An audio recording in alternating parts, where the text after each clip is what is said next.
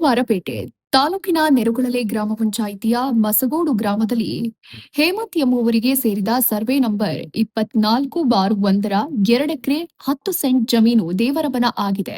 ಇದು ಅರಣ್ಯ ಇಲಾಖೆಗೆ ಒಳಪಡುತ್ತೆ ಅಂತ ಅರಣ್ಯ ಇಲಾಖೆಯವರು ಇಂದು ತೆರವಿಗೆ ಮುಂದಾಗಿದ್ರು. ಎಸಿಎಫ್ ಗೋಪಾಲ್ ನಿರ್ದೇಶನದಂತೆ ಆರ್ಎಫ್ಒ ಶೈಲೇಂದ್ರ ಅವರ ಮಾರ್ಗದರ್ಶನದಲ್ಲಿ ಸುಮಾರು 20ಕ್ಕೂ ಹೆಚ್ಚು ಅರಣ್ಯ ಸಿಬ್ಬಂದಿ ಪೊಲೀಸ್ ಬಂದೋಬಸ್ತ್ ಪಡೆದು ಜೆಸಿಬಿ ಮುಖಾಂತರ ತೆರವಿಗೆ ಮುಂದಾಗಿದ್ರು. ವಿಷಯ ತಿಳಿದಾಯದಂತೆ ರೈತ ಸಂಘಟನೆಯ ಮುಖಂಡ ಚಕ್ರವರ್ತಿ ಸುರೇಶ್ ನೇತೃತ್ವದಲ್ಲಿ ತಾಲೂಕು ರೈತ ಸಂಘ ಸೇರಿದಂತೆ ಸುತ್ತಮುತ್ತಲಿನ 10ಕ್ಕೂ ಹೆಚ್ಚು ರೈತರು ಸೇರಿ ಅರಣ್ಯ ಇಲಾಖೆ ವಿರುದ್ಧ ಪ್ರತಿಭಟನೆ ನಡೆಸಿ ಜಮೀನು ತೆರವುಗೊಳಿಸದಂತೆ ಅರಣ್ಯ ಇಲಾಖೆಯವರನ್ನ ತಡೆದರು.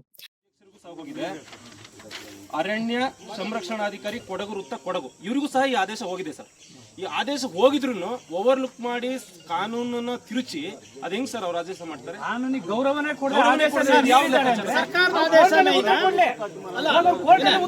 ನಿಮಗೆ ಸರ್ಕಾರ ಆದೇಶ ಮೇಲ ಅಥವಾ ನಿಮ್ ಎಸಿಎಫ್ ಆದೇಶ ಮೇಲ ನೀವ್ ಹೇಳಿ ಸರ್. ಈಗ ಸರ್ ಇನ್ನೂ ಒಂದು ವಿಚಾರ ಗೊತ್ತುಂಟಾ ನಿಮಗೆ ಸರ್? ಇಲ್ಲಿ ಕೇಳಿ, ಅರಣ್ಯ ಅಂತ ಬರ್ಬೇಕಾದ್ರೆ ಸರ್ ನಮ್ಮ ಕೃಷಿ ಜಮೀನು, ನಮ್ಮ ಮಾತು ಕೇಳಿ, ನಮ್ಮ ಕೃಷಿ ಜಮೀನು ಅರಣ್ಯ ಅಂತ ಆಗ್ಬೇಕಾದ್ರೆ ಅದಕ್ಕೆ ಸೆಕ್ಷನ್ಸ್ಗಳನ್ನ ಫಾರ್ಮಾಲಿಟೀಸ್ ನಡೆಯುತ್ತೆ ಕಾರ್ಯಕ್ರಮ.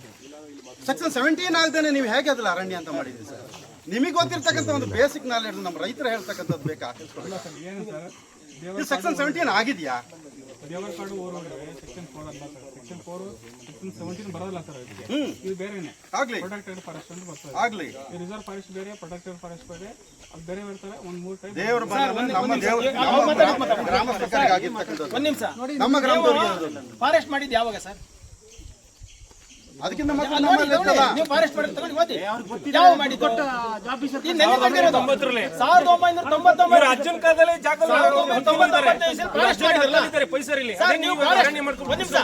ಸರ್ ಒಂದ್ ನಿಮಿಷ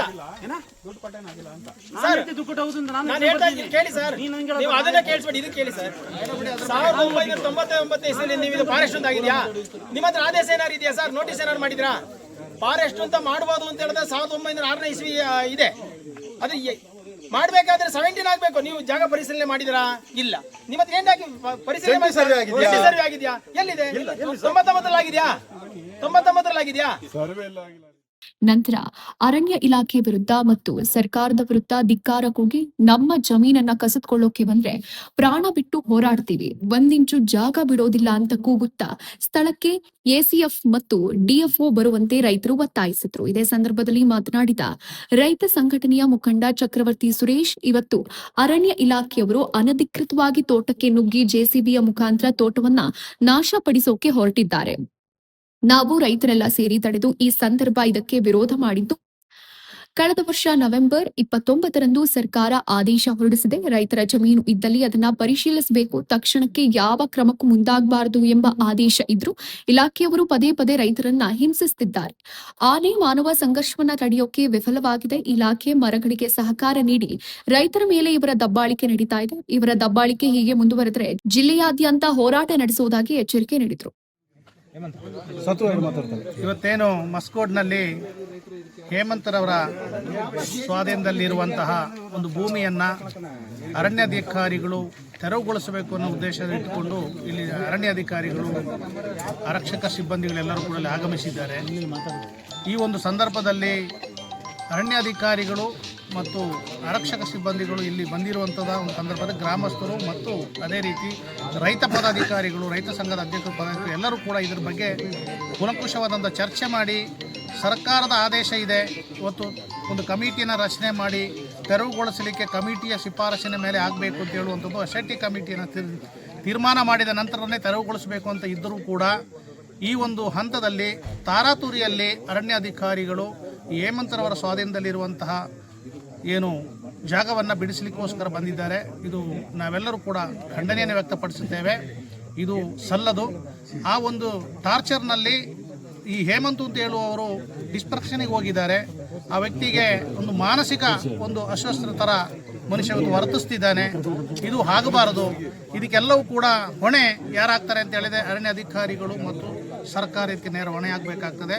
ಇನ್ನು ಮುಂದಕ್ಕೆ ಆದರೂ ಕೂಡ ಸರ್ಕಾರ ರೈತರ ಹಸ್ತದಲ್ಲಿರುವಂತಹ ಭೂಮಿಯನ್ನು ಬಿಡಿಸ್ಕೋಬೇಕಾದರೆ ಕಾನೂನಾತ್ಮಕವಾದ ಹೋರಾಟದ ಮುಖಾಂತರನೇ, ಕಾನೂನಾತ್ಮಕವಾದಂಥ ರಚನೆಯ ಮುಖಾಂತರನೇ ಬಿಡಿಸಬೇಕಾಗ್ತದೆ.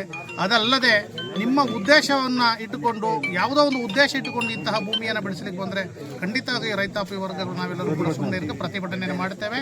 ಬೀದಿಗಿಳಿದು ಹೋರಾಟ ಮಾಡಲಿಕ್ಕೂ ಕೂಡ ನಾವು ರೆಡಿ ಇದ್ದೇವೆ. ಹಾಗಾಗಿ ಯಾವುದೇ ಕಾರಣಕ್ಕೆ ಈ ಹೋರಾಟ ನಿಲ್ಲೋದಿಲ್ಲ. ಮತ್ತು ಈ ಥರ ವಿಫಲ ಪ್ರಯತ್ನಕ್ಕೆ ಸರ್ಕಾರ ಕೈ ಹಾಕಬಾರದು ಅಂತ ಹೇಳುವಂಥ ವಿಷಯವನ್ನು ನಾವು ನಿಮ್ಮ ಅಧಿಕಾರಿ ವರ್ಗಕ್ಕೆ ನಾವು ನಿಮ್ಮ ಗಮನಕ್ಕೆ ತರ ಬಯಸುತ್ತೇವೆ. ನಂತರ ರೈತ ಸಂಘದ ಜಿಲ್ಲಾ ಉಪಾಧ್ಯಕ್ಷ ಹೂವಯ್ಯ ಮಾತನಾಡಿ, ಕೊಡಗಿನ ಅನುಪಾಲನಾ ವರದಿ ಸರ್ಕಾರಕ್ಕೆ ಸೇರೋ ಮೊದಲೇ ಅರಣ್ಯ ಇಲಾಖೆ ಸಣ್ಣ ಪುಟ್ಟ ರೈತರ ಜಮೀನನ್ನ ಕಸಿದುಕೊಳ್ತಾ ಇರುವುದು ಅಕ್ಷಮ್ಯ ಅಪರಾಧ. ಇದಕ್ಕೆ ನಮ್ಮ ರೈತ ಸಂಘ ವಿರೋಧ ವ್ಯಕ್ತಪಡಿಸುತ್ತೆ ಎಂದು ತಿಳಿಸಿದರು. ಹೇಮಂತ್ ಅಂತಕ್ಕಂಥ ಒಬ್ಬ ಸಣ್ಣ ಕೃಷಿಕನ ಮನೆಗೆ ಇವತ್ತು ಜಾಗವನ್ನು ತೆರವಿಗೆ ಅರಣ್ಯ ಇಲಾಖೆ ಅಧಿಕಾರಿಗಳು ಬಂದಿರತಕ್ಕಂಥದ್ದು ಖಂಡನೀಯ. ಯಾಕೆಂತಂದ್ರೆ ಇದು ಮೂಲತಃವಾಗಿ ಇದು ಸಬ್ಜುಡಿಸ್ ಅಂತಕ್ಕಂಥ ಒಂದು ನಾವು ತಗೊಳ್ಬೇಕಾಗ್ತದೆ. ಯಾಕೆಂತಂದ್ರೆ ಅನುಪಾಲನಾ ವರದಿಗಾಗಿ ಅನುಪಾಲನಾ ಸಮಿತಿಯನ್ನ ರಚಿಸಿ ಸರ್ಕಾರಕ್ಕೆ ವರದಿ ಸೇರುವ ಮೊದಲೇ ಇವರು ಏಕಾಏಕಿ ತಮ್ಮ ಪ್ರವೇಶವನ್ನು ಕೈಗೊಂಡಿರ್ತಕ್ಕಂಥದ್ದು, ಪ್ರವೇಶ ಮಾಡಲಿಕ್ಕೆ ಬಂದಿರತಕ್ಕಂಥದ್ದು ಅಕ್ಷಮ್ಯ ಮತ್ತು ಖಂಡನೀಯ. ಈ ಒಂದು ಸಂದರ್ಭದಲ್ಲಿ ನಾವು ಇಡೀ ಗ್ರಾಮಸ್ಥರು, ತಾಲೂಕಿನಾದ್ಯಂತ ಇಲ್ಲಿ ಬಂದಿರತಕ್ಕಂಥ ಎಲ್ಲ ರೈತಾಪಿ ವರ್ಗದವರು ಇವತ್ತು ನಾವು ಇವರಿಗೆ ಒಂದು ತಡೆಯನ್ನು ಹಾಕಿ ನಾವು ಇಲ್ಲಿ ದಿಗ್ಬಂಧನ ಹಾಕಿದ್ದೇವೆ. ನಾವು ಅವರು ಹಿರಿಯ ಅಧಿಕಾರಿಗಳು ಇಲ್ಲಿಗೆ ಸ್ಥಳಕ್ಕೆ ಆಗಮಿಸುವವರೆಗೂ ಕೂಡ ನಾವು ಇಲ್ಲಿಂದ ಕದಲೋದಿಲ್ಲ. ನಾವು ಅವಿರತವಾದ ಹೋರಾಟವನ್ನು ಮಾಡಲಿಕ್ಕೆ ಸಿದ್ಧವಾಗಿ ಬಂದಿದ್ದೇವೆ ಅನ್ನೋದನ್ನು ಈ ಮೂಲಕ ನಾವು ರೈತ ಸಂಘದ ಜಿಲ್ಲಾ ಉಪಾಧ್ಯಕ್ಷನಾದಂಥ ಹೂವಯ್ಯ ನಾನು ಈ ಮೂಲಕ ನಿಮಗೆ ಸ್ಪಷ್ಟಪಡಿಸ್ತೇನೆ. ಪ್ರತಿಭಟನೆಯಲ್ಲಿ ರೈತ ಮುಖಂಡರುಗಳಾದ ದಿನೇಶ್ ಸುತಡಿ ಸಿಲ್ವಾ, ಲಕ್ಷ್ಮಣ ಚಂಡ ಸೇರಿದಂತೆ ಅನೇಕರು ಉಪಸ್ಥಿತರಿದ್ದರು.